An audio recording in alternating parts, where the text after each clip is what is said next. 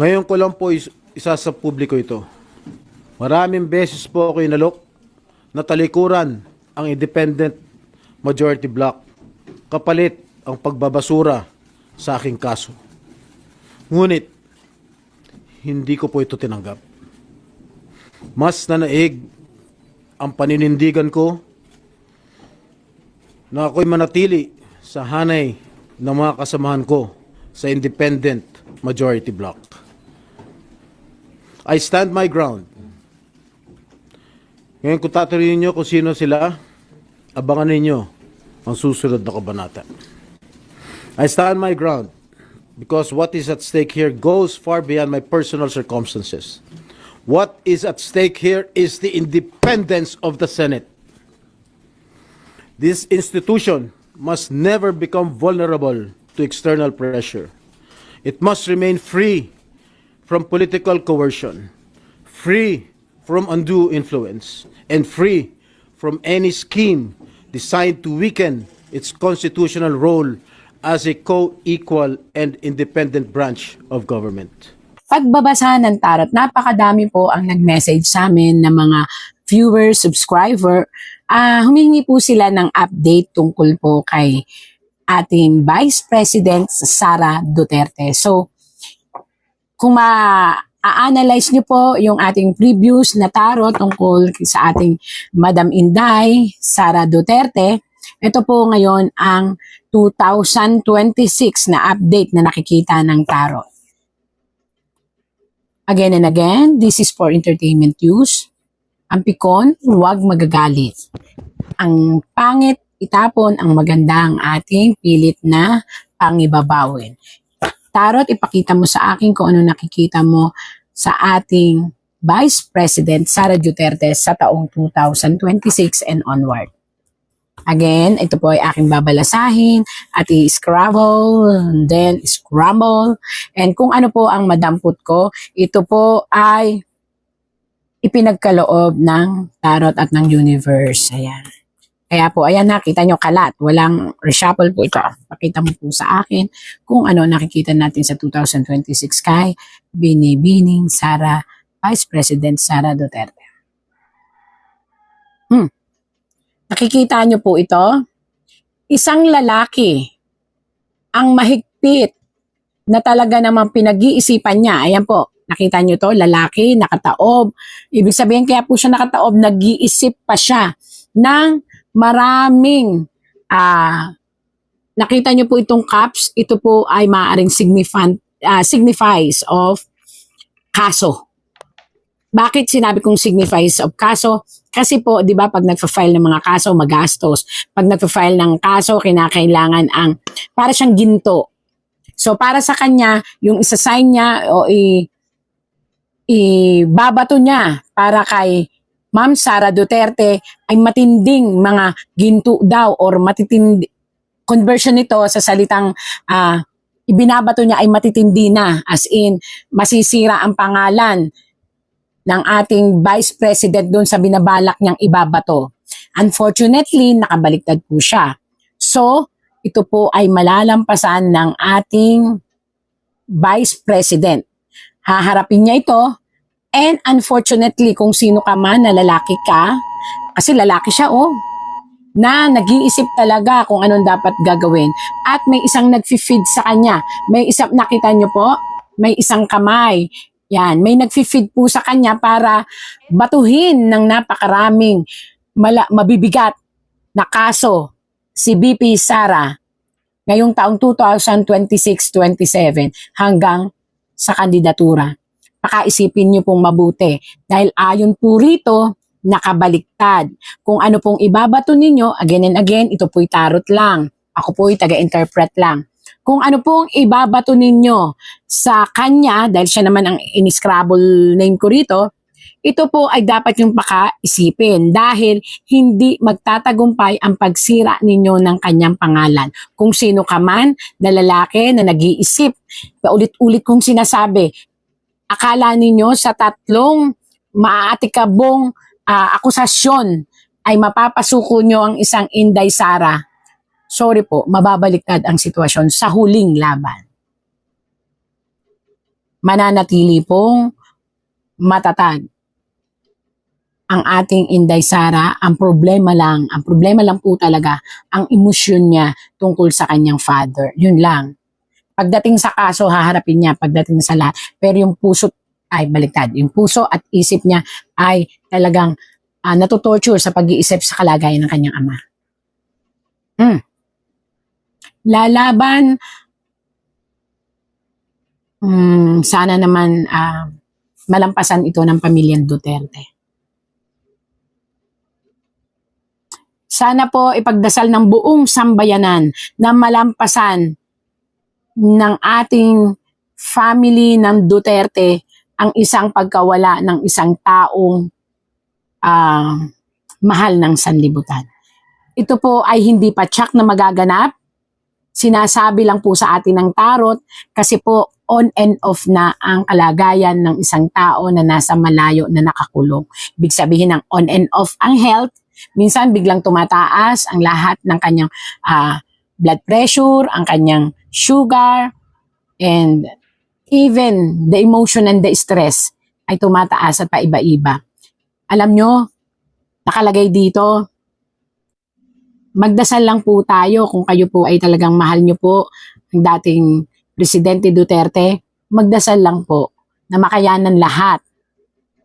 At isang araw, naniniwala po ang tarot, naniniwala ang tarot, kaya nga death, ay makakaliban ang ating dating president sa sinasabing mahirap na kalagayan ng kalusugan upang hindi mapunta sa kamatayan. Yan po. 2026-27, doon magkakaroon ng problema masyado ang health ng ating presidente at dahil siya'y ama, lumabas po siya sa tarot ni Vice President Sara. At yun po ang iniisip talaga ng ating Sara. Hindi niya iniisip to kasi kaya niya tong labanan. Sabi nga, kaya daw niya tong harapin. Kaya nga po ito, mag-isip kasi haharapin talaga siya ng ating Vice President. Pero ito, hindi niya kaya to. Ito ang iniisip niya. Ito ang palagi niyang kinakatakot, ang mawala ang kanyang ama. Kitang-kita naman po, death. At nakabaliktad siya. So, ibig sabihin nun, pwede pa nating ipagdasal ang ating presidente. Ang problema lang talaga, hindi mawala ito sa pamilya. Ang mag-alala ng sobra. Natural naman yun, di po ba?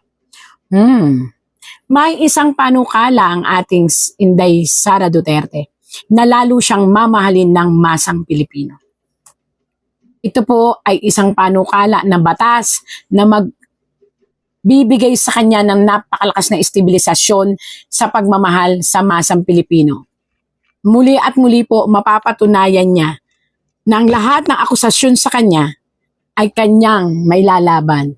Although dadaan talaga siya sa mga question and answer and may sisira't sisira po talaga sa kanya pero still makakayanan po nilang lahat. At ang mga sumusuporta kay Sara Duterte ay muling magdidiwang dahil may papakita ng lahat ng humahanga kay PP Sara na hindi sila madidisappoint. Yan. Dahil ito po isang matinding parangal na gaganapin at ipagkakaloob ng mga bansang may sinasabi. Yan. Ganda. Baka sabihin na naman nyo, DDS. Ay, talagang binabasa ko. Ayan, basa-basa talaga. Walang to. Tsaka naka-scramble po,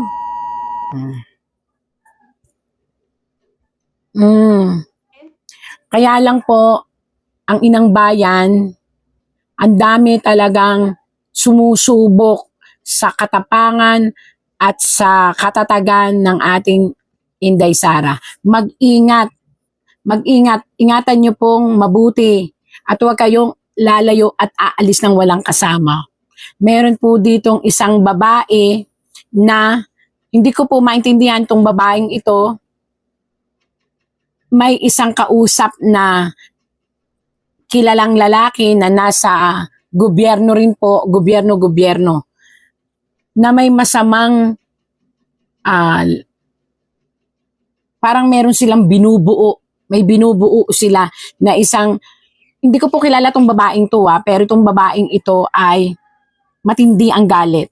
Hindi lang sa kanya kundi sa ama. At isang lalaki na nakaupo sa trono. Hindi ko kilala kung sino to. Marami naman trono, politiko, politika. Pero ito'y may sinasabi sa sa politics, ang may binubuo na isang obra maestra.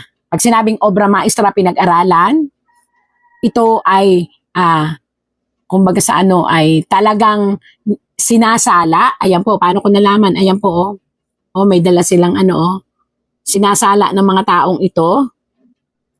Yan. Upang, siya'y papanagutin sa isang sitwasyon. Paano nalaman na sitwasyon? Ayan po, more on pera to pera ang ibubukol sa kanya, pera. At ito namang isang ito is travel. Pera, travel. Paano nalaman travel po? Ayan po. Ito po ay parang iron siya na pag pinukpok is parang ganon. Signifies po yan ng hangin na mabilis. Pwedeng travel, pwedeng sasakyan, ganyan. So, pera ang ipupukol at itong travel. So, hindi ko alam bakit lumabas yung mga travel dito. Ipupukol daw po na may kasamang pera. Siguro, ang interpretasyon ng tarot, siguro po ito maraming interpretasyon itong segment na to. Maaaring yung kanyang mga transpo o yung mga ginagastos niya o yung paglabas-labas niya ng Pilipinas ay ibintang sa pera, kinumbert sa pera. Or maaari rin naman na maraming nawawalang fund na unrecognized, hindi ito na-recognize sa panahon niya. Pero ibabato sa kanya at ito po ay again and again, malalampasan niya at may papaliwanan niya. Kasi siya ay, yun po ang pagkakamali ng mga kalaban nila. Bagkus nyo po silang isuong sa apoy. Bagkus nyo po silang apuyan or igisa sa mga kaso, bagkus po silang nahahasa. So parang ang nangyayari, hinahasa nyo lang po ang ating BP Sara para maisaayos niya ang paghahawak ng Pilipinas pag dumating ang panahon. Ayan po yun, pag dumating ang panahon, para ako nagkukwento. Na para pagdating na panahon na ipagkatiwala sa kanya ang Pilipinas, ito po, makinig po lahat totoo po to, ay hindi tayo mapapabayaan. Yan ang sinabi ng 2026 sa kanya. Bagkus siyang hinahasa bagkus siyang binibigyan ng maraming kaso para siyang hinahasa na mabuti. Para kung sakali at ipagkaloob sa kanya ang tiwala ng mamamayan ay hindi na tayo or hindi tayo bitin or hindi tayo mapapabayaan. So, may disadvantages at advantages yung mga kasong ipinamumuka or isinasalang sa kanya. Kaya lang ang ating mismong BP Sara ay pipiliting na kayanin ang lahat dahil hindi sa paghihimagsik, kundi para ipakita na ang pangalan niya, ayan po nakatalikod, na ang pangalan niya ay hindi niya gustong masira. Which yun ang pinaka-great attitude niya at minamahal ang mga Duterte dahil sa ganun, sa prinsipyo. Ayan. Ngayon, may nagtanong. Ang tanong, mananalo ba ang ating BP Sara? Atin lahat. Sasabihin na, kasi ang BP Sara ba ay mananalo or tatakbo? Makinig na mabuti. Ang puso niya nagsasabi na huwag tumakbo. Ayan po kahit hindi ko siya nakausap, hindi ko siya na-encounter in person, pero ito po. Ang puso po niya ay nagsasabi na huwag tumakbo. Kasi kinukonsider po niya ang nararamdaman ng buong Pilipinas. Nalilito kasi ang Pilipinas. Yan. Subalit, makinig na mabuti. Nakikita niyo po ito. Ang hustisya ng mga tao at ng bayan, kaya ganyan po, bayan yan. Nakita niyo yan, ito ay palasyo. Ay tinatawag ang kanyang espiritu. Bakit sinabi ko po na espiritu? Naisip niyo po ba na noong pa sinasabi ko na mayroong divine intervention? That the prophecy na po ito sinasabi ko na nakikita ng tarot. Duterte is a clan coming from above. Yun po ang nakikita. Ano yung coming from above? Ibig sabihin po, ang linya ng Duterte, especially nung ama, na ipinapasa ang kanyang enerhiya sa mga anak, sila po ay nasa isang revelation ng clan. Ito po universe na nagsasabi. That they are, kahit ano pa ang sitwasyon, ano pa ang pamamaraan, sila po ay nakatakda. Nakatakda sila na mamuno ng kahit anong sitwasyon sa politika. At they are entitled. Meron silang divine mission na kahit ayawin ng tao, maniwala po kayo't sa hindi, o maraming umaayaw, sila po yung nakatakda na magsilbi sa mamamayang Pilipino. Kaya yung sinasabi nilang hindi mananalo si Sara Duterte, ito po ang sagot dyan. Ang linaw. Una sa lahat, marami talaga siyang kaagaw kung sakaling magpresidente siya. Pangalawa, may isang organisasyon na ayaw talaga sa kanyang maupo siya. Ito yung isang organisasyon kung saan nadidikit ang pangalan niya sa sitwasyon pa rin ng ama. Pangatlo, natatakot ang lahat ng mga mambabatas sa kung ano talaga ang sitwasyon ng isip at puso ng isang Inday Sara. Kasi po, talaga namang ipinadanas ng lahat ng mga kalaban ng Inday Sara at ng Duterte ang lahat ng bintang sa kanila, whether it is true or not. Ibig sabihin po, may ayaw talagang manalo at yun ang mga dahilan. Ayaw nilang manalo si Inday Sara. Ito na ho ang pakita mo sa akin kung ano ang twist ng istorya. Oops. At yun ay babasagin ng mga taong nagmamahal kay Sara Duterte. Ibig sabihin po, kung walang magiging kapabayaan sa botohan, sa dami po ng mga gustong magpakita ng pagmamahal at suporta kay Inday Sara Duterte, paniwalaan nyo po, basta walang anumang hokus-pokus, walang anumang kapabayaan, walang anumang anomalya na mangyayari sa botohan, kung si Inday Sara Duterte po ay iboboto. Si Inday Sara Duterte ay iboboto ng mga tao, which totoo pong iboboto siya. Mananalo po siya.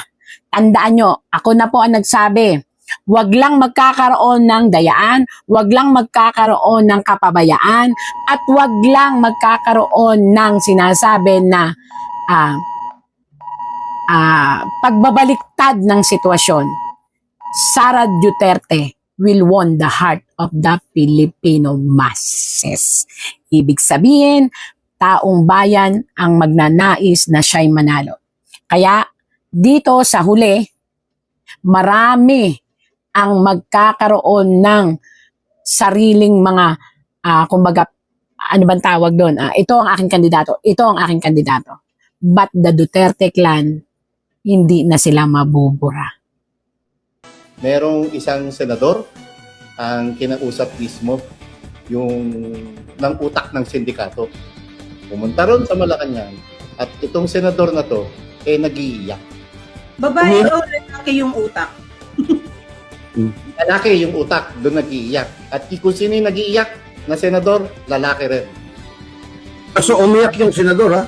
Umiyak, nag-iiyak, tinatawag, nag-iiyak kasi itong humahagulhol na senador sa loob ng palasyo ng Malacanang ay may nakabinbinding kaso at may nakaabang ding arrest warrant laban sa kanya maliban kay Senador Jinggoy Estrada.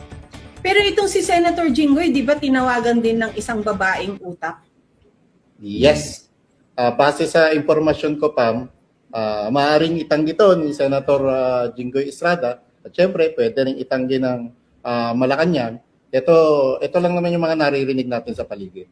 Na di umano, tumawag mismo kay Jinggoy Estrada ang Lisa Araneta Marcos,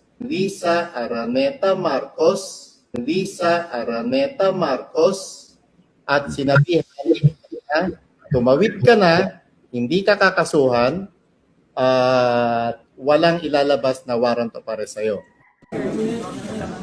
Okay. Quiet, guys. Quiet, please. Magandang hapon sa inyo lahat. I am already receipt of the warrant of arrest issued against me by the 5th Division of the Sandigan Bayan. Nais ko lang pong bigyan din ang mga bagay na ito. I will remain firmly with the majority bloc under the leadership of Senate President Alan Peter Cayetano. Hindi ako matitinag sa anumang panggigipit, pananakot, political maneuvering para talikuran ang aking paninindigan. I will not yield to threats. I will not be intimidated. I will not be pressured into surrendering my independence of judgment. I am giving instructions to the Senate Secretary to put on hold my salary. Personal kong pasya ito upang ipakita sa sambayan ng Pilipino na wala akong intensyon makinabang sa pondo ng bayan habang nililinis ko ang aking pangalan. At higit sa lahat, hindi ako papasailalim ng kustodya ng Senado. I will not seek Senate custody. Hindi ko gagamitin ang Senado bilang panangga laban sa mga aligasyon sa akin. Nakahanda akong ipagtanggol ang aking sarili sa hukuman at hindi ako magtatago sa likod ng institusyong ito upang umiwas sa proseso. Ipagtatanggol ko hanggang sa huli ang aking sarili para patunayan na walang batayan ang mga paratang sa akin. Kalokohan ang lahat na ito. Mismo ang Senate Legislative Budget Research and Monitoring Office o LBRMO ang nagsabi sa Ombudsman na wala silang anuman dokumento o record na nagpapakita na ako ay nagpasok ng anuman insertion sa 2025 national budget. Ang mahalagang impormasyon ito ay kinilala pa mismo ni dating Senate Blue Ribbon Chairman Senator Panfilo Lacson bilang isang makabuluhang ebidensya na sumasalungat sa mga aligasyong binabato laban sa akin. So how can the office of the Ombudsman file a plunder case against me when I am not even alleged to be part of or the mastermind of the supposed scheme? Wala po akong kinalaman dyan. Ngayon ko lang po isa sa publiko ito. Maraming beses po ako inalok na talikuran ang independent majority bloc kapalit ang pagbabasura sa aking kaso. Ngunit, hindi ko po ito tinanggap.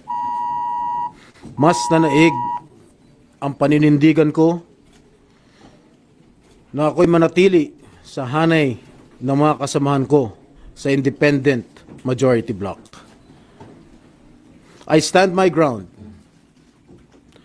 Ngayon kung tatanungin niyo kung sino sila, abangan ninyo ang susunod na kabanata. I stand my ground because what is at stake here goes far beyond my personal circumstances. What is at stake here is the independence of the Senate. This institution must never become vulnerable to external pressure. It must remain free from political coercion, free from undue influence, and free from any scheme designed to weaken its constitutional role as a co-equal and independent branch of government.